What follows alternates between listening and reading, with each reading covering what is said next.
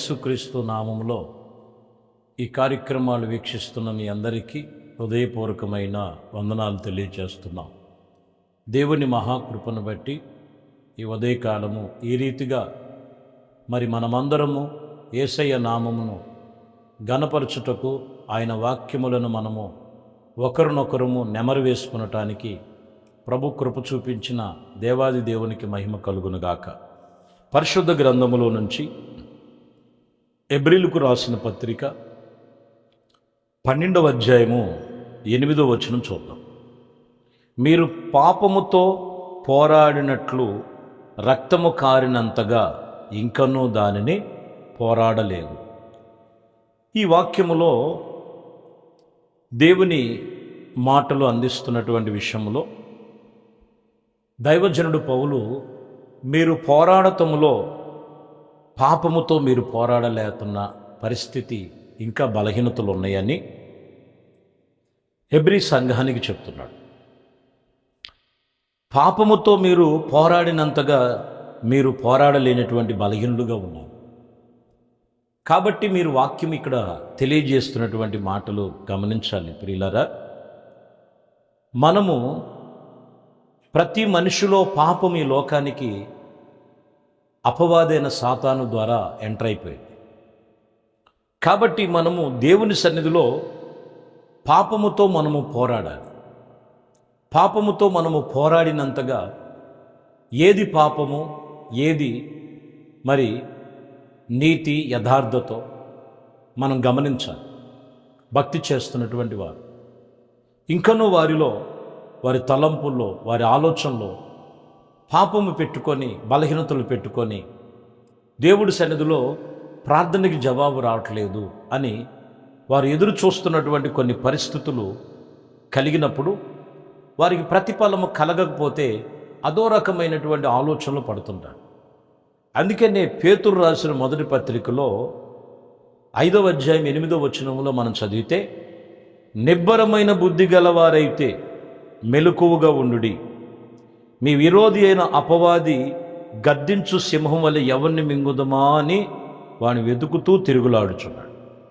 ఈ సమయంలో ఏం కలిగి ఉండాలంట? ఎదిరించటానికి నిబ్బరమైన బుద్ధి కలిగి. బలహీనత కనపడితే అక్కడ బలహీనమైపోవటం కాదు, వ్యసనాన్ని కనపడితే అక్కడ వ్యసన పడటం కాదు. ఏది నీతో ఏది దుర్నీతో తెలుసుకొని వాక్యమును బట్టి నిబ్బరమైన బుద్ధి కలిగి మెలకువగా ఉండాలి. ఇది అపవాది యొక్క తంత్రములు, ఇది పాపం యొక్క తంత్రములు, ఇది యొక్క వ్యసనం యొక్క చీకటి బలహీనతలు. వాటిని ఎదిరించుటకు మీరు నిబ్బరమైన బుద్ధి కలిగి మెలకువగా ఉండమని అపవాది గద్దించు సింహము వలె ఎవరిని మింగుదమా అని చూస్తాడు. ఎవరిని మింగుతాడు? అర్థమైందండి? మీరు గమనించాలి. దేవుని యొద్దకు వచ్చి వాక్యం అనే వేరు లేకపోతే, వాక్యం అనేటువంటి ఆత్మ సంబంధమైన విషయాలు లేకపోతే వాడిని ఖచ్చితంగా పట్టుకోవాలని చూస్తుంటాడు. ఆల్రెడీ లోకంలో ఉన్నవాడు, లోకంలో ఉన్నటువంటి వారు వాడి వశములో ఉన్నారు.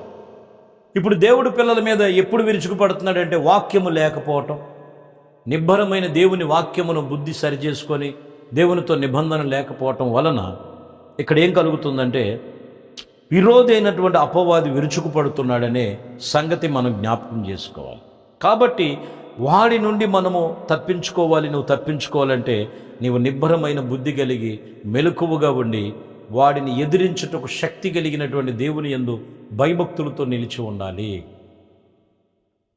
చూడండి, ప్రకటన గ్రంథములో 2వ అధ్యాయము 10వ వచనములో, ఇదిగో మీరు శోధించబడినట్లుగా అపవాది మీలో కొందరిని చెరలో వేయబోతున్నాడు. మీరు గమనించాలి. శోధించడానికి ఏం చేయబోతున్నాడంట? చెరలో వేయబోతున్నాడు అపవాది అయిన సాతానుడు. కాబట్టి ఇక్కడ మీరు ఏం కలిగి ఉండాలంటే, లేఖనం చెప్పినటువంటి మాటల్లో 10 దినములు శ్రమ కలిగినను మరణము వరకు నమ్మకముగా ఉండుమో నేను నీకు జీవ కిరీటం ఇచ్చేదనని చెప్తున్నాడు. 10 దినములు నీకు శోధన కలగచ్చు, ఇబ్బందులు కలగచ్చు, మరణము వరకు నమ్మకంగా ఉండు. లేదంటే కొందరిని శర పట్టుకొని శరలో వేయబోటానికి వాడు పూనుకుంటున్నాడు సాతాను. వాడిని ఎదిరించడానికి నిబ్బరమైన బుద్ధి గలవారే మెలకువగా ఉండే విషయంలో దేవునితో నిబంధన చేసుకోవాలని లేఖనం ఇక్కడ హెచ్చరిక చేస్తాం. కాబట్టి మనం గమనించాలి, మనం ఆత్మ సంబంధమైన విషయంలో రక్తము కారినంతగా నువ్వు మరి పాపముతో మీరు పోరాడాలి, పాపముతో పోరాడాలి, వ్యసనముతో పోరాడాలి. వ్యసనం దగ్గరికి వెళ్ళిపోయినప్పుడు వ్యసనముతో మనం చేతులు కలుపుకోవడం, పాపముతో చేతులు కలుపుకోవడం, లోక బలహీనతలలో చేతులు కలుపుకోవడం. ఇక్కడ మనం గమనించాలి, ఇదిగో శ్రమలు 10 దినాలు కలిగినా కానీ మరణము వరకు నమ్మకముగా ఉండినట్లయితే జీవకిరీటము వారిదేనని వాక్యం చెప్తున్నమాట. రోమాపత్రిక 8వ అధ్యాయం 28వ వచనం చదువుతున్నాం. రోమాపత్రిక 8వ అధ్యాయం 28వ వచనం. దేవుని ప్రేమించు వారికి అనగా ఆయన సంకల్పము చొప్పున పిలవబడిన వారికి మేలు కలుగునట్లు సమస్తమును సమకూడి జరుగుచూ ఉన్నవని మనము ఎరుగుదుము. మీరు గమనించాలి, దేవుణ్ణి ప్రేమించే వారికి అనగా ఆయన సంకల్పం చొప్పున పిలువబడిన వారికి మేలు కలగటానికే సమస్తము సమకూడి జరుగుచున్నది. మీరు ఏ విషయంలో నిజంగా దేవునికి మొరపెట్టేవారైతే, నిజముగా దైవభక్తి కలిగిన వారైతే, నిజముగా దైవ సన్నిధిలో మానక దేవునితో నిబంధన చేసుకున్న వారైతే, నిజముగా సేవకుని యొక్క ఉపదేశముల చేత నడపబడుతున్న ఆత్మీయతలు ఉన్నవారైతే నువ్వు ఏ విషయంలో అధైర్యపడాల్సిన అవసరం లేదు. ఎందుకంటే నీకు మేలు కలగటానికి సమస్తము సమకూడి జరుగుతున్నాయి. శోధన కలిగిందని, కష్టము కలిగిందని, లేక కొన్నిసార్లు దుఃఖము కలిగిందని అధైర్యపడాల్సిన అవసరం లేదు. శ్రమలలో, నిందలలో ఆశీర్వాదము దాగి ఉన్నది. అక్కడ ఎన్నో విషయాలు ప్రభు మనకి నేర్పిస్తున్నారు. ఎన్నో విషయాల్లో ఆ శోధన మనకి పాఠముగా, ఎన్నో విషయాలు ఆ శ్రమ మనకి ఎన్నో అనుభవాలు నేర్పిస్తూ ఉంటుంది. కాబట్టి మనము ఏ విషయంలో కూడా అధైర్యపడక, దేవుడు మిమ్మల్ని ప్రేమిస్తున్నాడు నిశ్చయముగా. ఆయన సంకల్పం చొప్పున పిలిచిన వారికి మేలు కలుగుటకే ఇవన్నీ కూడా సమస్తము సమకూడి జరుగుచున్నవని జ్ఞాపకము చేసుకోవాలి. కాబట్టి ప్రియమైన దేవుని బిడ్డలారా, యేసు ప్రభువారు మన ప్రభు అయిన యేసుక్రీస్తునందు ఇదిగో నీవు ఏ విషయములో కూడా రక్తము కారినంతగా పాపముతో ఇదిగో నువ్వు అనేకమైన విషయాలలో ఎదిరించుటకు శక్తి కలిగిన వారై ఉండాలని వాక్యం ఇక్కడ మనకు సూచిస్తున్నటువంటి సూచనలుగా ఉన్నది. కాబట్టి ప్రియమైన దేవుని బిడ్డలారా, వాక్యం ఇక్కడ తెలియజేస్తున్నటువంటి మాట, ఆత్మీయతలో మనము చాలా జాగ్రత్తగా మనం నడుచుకోవాలి.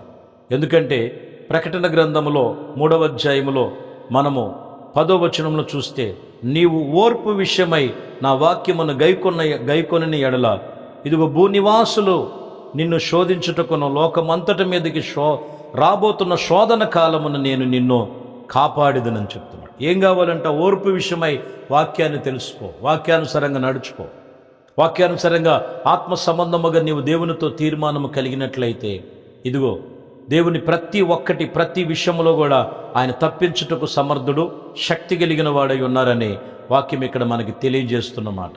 యోహాను రాసినటువంటి 10వ అధ్యాయము మరి 28వ వచనంలో కూడా, నేను వాటికి జీవమునిచ్చుచున్నాను గనుక అవి ఎన్నటికీ నశింపవు. ఇగో ఇక్కడ మనం గమనిస్తే, ఎవరు నా చేతుల్లో నుండి అపహాసము చేయరు. ఎందుకంటే ఈ గొర్రెలు నా స్వరం విన్నాయి, ఈ గొర్రెలు నా మాట విన్నాయి, నా వాక్యాన్ని గైకొన్నాయి. ఏది కూడా నా చేతిలో నుంచి అపహరించలేదు. కాబట్టి ప్రియమైన దేవుని బిడ్డలారా, వాక్యం చెప్తున్న మాట, ఇదిగో నీవు దేవుని వాక్యములో నాటబడినటువంటి స్థితిలో ఏదో నీకు సంభవించిందని నువ్వు అధైర్యపడద్దు. కానీ పాపమును ఎదిరించు, లోకములో సాతాను క్రియలను ఎదిరించు, మరి స్వస్థ బుద్ధి గలవాడివై దేవుని వాక్యము చేత నడిపించబడు. ఓర్పు విషయంలో దేవుని వాక్యాన్ని గైకొను. అన్ని విషయములో దేవుడు నీకు ప్రతి విషయములో ఆయన మార్గాన్ని తెరిచే ఉంచాడు. ప్రతి కార్యాలు నీ జీవితములో, నీ కుటుంబ జీవితములో సమస్తమును జరుగునుగాక. ఆమె ప్రార్థన చేద్దాం. పరిశుద్ధుడైన తండ్రి, దయగలిగిన మా ప్రభువా, మీ శ్రేష్టమైన పరిశుద్ధ నామమును బట్టి మీకు వందనాలు, స్తోత్రాలు. ఇదిగోనైనా ఈ యొక్క ఉదయకాలము అయా మేము పాపముతో పోరాడాలని, వ్యసనముతో పోరాడాలని, అపవాది తంత్రములతో పోరాడి నిబ్బరమైన బుద్ధి కలిగి వాక్యమునందు నిలిచి, ఇదిగో నేను నా ప్రభువా వాక్యమందు నిలకడగా సంపూర్ణులుగా ఉండటకు మీ కృప చూపించమని ప్రతి బిడ్డను మీ చేతులకు అప్పగిస్తూ సమస్తమును మీకే మహిమ పొందుకోమని నజరేయుడైన యేసుక్రీస్తు నామములో ప్రతి ఒక్కరి ప్రార్థన ఆలకించి ప్రతి సమస్య నుంచి విడిపించమని యేసుక్రీస్తు పరిశుద్ధ నామములు ప్రార్థించి వేడుకొనుచున్నాము తండ్రి. ఆమేన్. ప్రభు మిమ్మల్ని దీవించి ఆశీర్వదించునుగాక. ఆమేన్.